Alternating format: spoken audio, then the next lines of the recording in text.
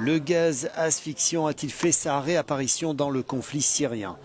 À 50 km au sud d'Alep, dans la ville rebelle de Sarakeb, l'OSDH, l'Observatoire syrien des droits de l'homme, a fait état de 24 cas de suffocation après le largage de barils explosifs par des hélicoptères du régime, citant la population. C'est dans cette même région qu'un hélicoptère russe a été abattu. 5 soldats russes ont été tués dans l'attaque la plus sanglante contre eux depuis le début de l'intervention militaire de Moscou en septembre 2015. Nous aussi, nous avons vu ces informations, a constaté le porte-parole du secrétariat d'État américain au sujet de l'utilisation de gaz. Mais je ne suis pas en mesure de pouvoir les confirmer. Évidemment, nous cherchons à en savoir plus grâce à des partenaires que nous avons dans la région.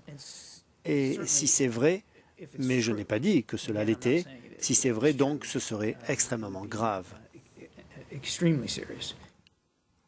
L'hypothèse avancée par les groupes rebelles et la population locale de la présence des Russes derrière le largage de barils explosifs contenant du chlore a été catégoriquement niée par le porte-parole du Kremlin. À l'opposé, le régime syrien a accusé, lui, les rebelles d'avoir utilisé ces gaz toxiques.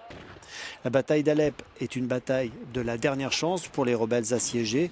Pour le régime qui prépare cette offensive depuis des mois, sa perte serait un coup dur pour Bachar el-Assad.